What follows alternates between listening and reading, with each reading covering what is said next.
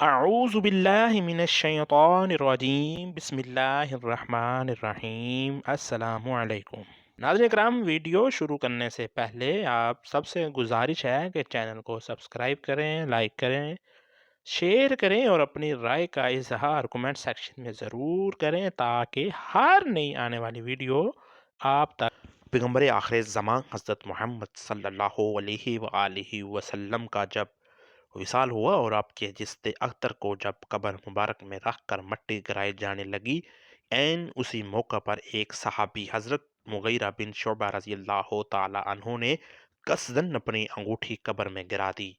ناظرین اکرام، امیر المومنین حضرت علی رضی اللہ تعالی عنہ نے اس موقع پر موجود تھے۔ آپ نے حضرت مغیرہ کو حکم فرمایا کہ اپنی انگوٹھی کو نکال لو۔ حضرت مغیرہ قبر اطہر میں اترے، رسول اللہ صلی اللہ علیہ وآلہ وسلم کے قدم مبارک کو مس کیا اور اپنی انگوٹھی لے کر باہر نکل آئے، یعنی آپ سب سے آخری شخص ہیں جنہوں نے رسول اللہ کے جسم اطہر کو چھوا تھا۔ امیر المومنین حضرت عمر فاروق رضی اللہ تعالی عنہ کے دور خلافت میں مغیرہ بن شعبہ کوفے کے عالم تھے۔ ابن شباب سے مروی ہے کہ حضرت عمر قیدیوں میں سے جو لوگ بالغ ہوتے تھے انہیں مدینہ آنے کی اجازت نہیں دیتے تھے۔ ایک مرتبہ آپ کو کوفے کے عالم مغیرہ بن شعبہ نے ایک خط لکھا کہ میرے پاس ایک ایسا کاریگر غلام ہے جو لوہار بھی ہے، بڑھئی بھی اور نقاش بھی، لیکن چونکہ امیر المومنین نے اپنے بالغ قیدیوں کے مدینہ داخل ہونے پر پابندی عائد کر رکھی ہے تو یہ مدینہ داخل نہیں ہو سکتا۔ اگر آپ اسے مدینہ داخل ہونے کی اجازت دیں تو یقیناً یہ مدینہ کے لوگوں کے لیے بہت فائدہ مند ثابت ہوگا۔ حضرت عمر فاروق رضی اللہ تعالی عنہ نے جب اس شخص کے بارے میں اپنے عامل سے اتنا کچھ سنا تو خیال کیا ایسا شخص یقیناً مدینہ کے باسیوں کے لیے نہایت سود مند رہے گا۔ اس غلام کاریگر کو مدینہ داخل ہونے کی اجازت دے دی۔ حضرت مغیرہ نے اجازت ملتے ہی اسے مدینہ میں داخل کر دیا اور اس پر 100 درم ماہوار اور اخراج مقرر کر دیا۔ ابھی اس غلام کاریگر کو مدینہ آئے ہوئے کچھ عرصہ ہی گزرا تھا کہ امیر المومنین حضرت عمر رضی اللہ تعالی عنہ کے پاس یہ شکایت لے کر پہنچا کہ میرے آقا مغیرہ نے جو مجھ پر خراج مقرر کر رکھا ہے وہ بہت زیادہ ہے جو میں ادا نہیں کر سکتا۔ حضرت عمر نے اس سے دریافت فرمایا، بتاؤ تم کیا کیا کام جانتے ہو؟ وہ عرض کرنے لگا کہ میں فلاں فلاں کام جانتا ہوں۔ اس نے وہ تمام کام گنوا دیے جن کے بارے میں حضرت مغیرہ نے بیان کیا تھا۔ حضرت عمر نے فرمایا، یہ کام جو تم بتا رہے ہو کیا تم جانتے ہو؟ ان میں مہارت رکھتے ہو؟ ان کام کی نوعیت کے لحاظ سے دیکھا جائے تو تمہارا اخراج بالکل بھی زیادہ نہیں ہے۔ وہ غلام یہ سن کر ناراض ہو گیا اور بڑبڑاتا ہوا واپس چلا گیا۔ ناظرین اکرام، چند راتیں گزری کہ امیر المومنین حضرت عمر رضی اللہ تعالی عنہ گزرتے ہوئے پھر اس غلام سے سامنا ہو گیا۔ آپ نے اسے بلایا اور فرمایا، کیا مجھ سے یہ نہیں بیان کیا گیا تھا کہ تو کہتا ہے اگر میں چاہوں تو ایسی چکی بنا دوں جو ہوا سے چلے؟ غلام ناراض اور ترش ہو کر امیر المومنین کی طرف متوجہ ہوا اور جواب دیا، میں آپ کے لیے ضرور ایک ایسی چکی بناؤں گا جس کو لوگ بیان کیا کریں گے۔ یہ کہہ کر غلام نے پشت پھیری اور چلتا بنا۔ حضرت عمر رضی اللہ تعالی عنہ اپنے ہمراہ ساتھیوں کی طرف متوجہ ہوئے اور فرمایا، اس غلام نے مجھے ابھی قتل کی دھمکی دی ہے۔ دوستو، امیر المومنین حضرت عمر بن خطاب رضی اللہ تعالی عنہ کو دھمکی دینے والا غلام ابو لولو فروز نہاوندی تھا۔ یہ ملعون صرف دھمکی کی حد تک نہ رہا بلکہ اس واقعے کے چند راتیں گزرنے کے بعد ایک خنجر لیے صبح کی تاریکی میں مسجد کے کسی گوشے میں چھپ کر بیٹھ گیا، یہاں تک کہ امیر المومنین فجر کی نماز کے لیے لوگوں کو جگاتے ہوئے وہاں پہنچ گئے۔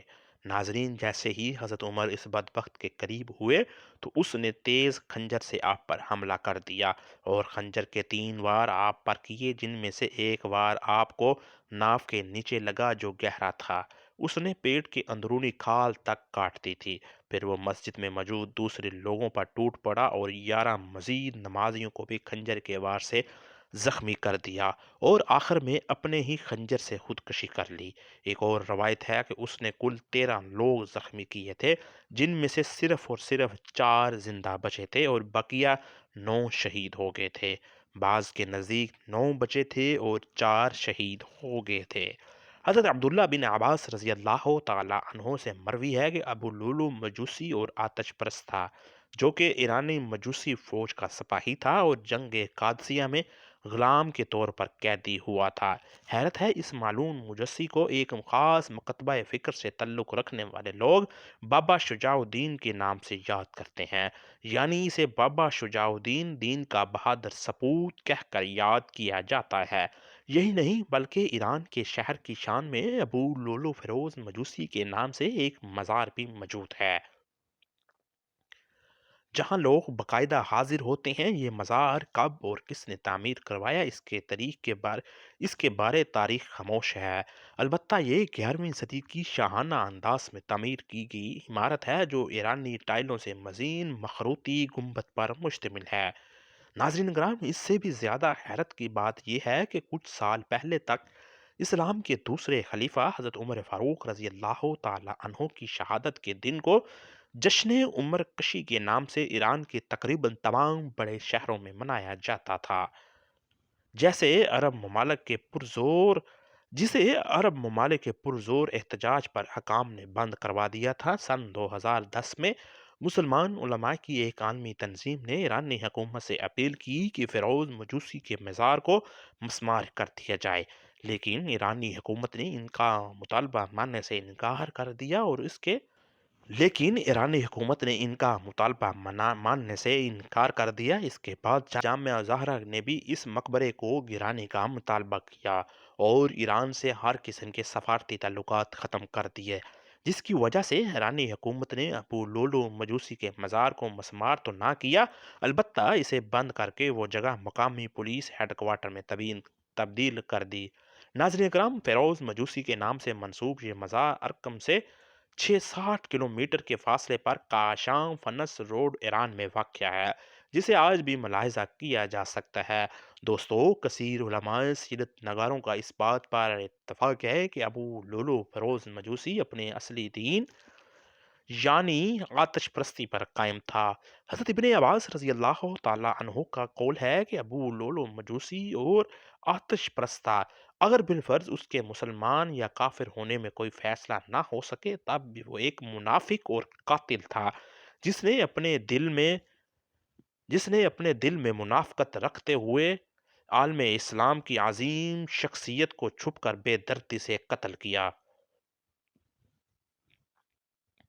اور پھر خودکشی کر لی۔ اس حقیقت کو مد نظر رکھتے ہوئے یہ فیصلہ کرنا آسان ہو جاتا ہے کہ اس کے مزار کی حقیقت کیا ہے۔ اللہ تعالیٰ سے دعا ہے ہمیں ہر ظالم کے ظلم، شریر کے شر اور حاسدین کے حسد سے اپنی حفاظت میں رکھے اور کامل ایمان کے نور سے ہمارے دلوں کو منور فرمائے، آمین۔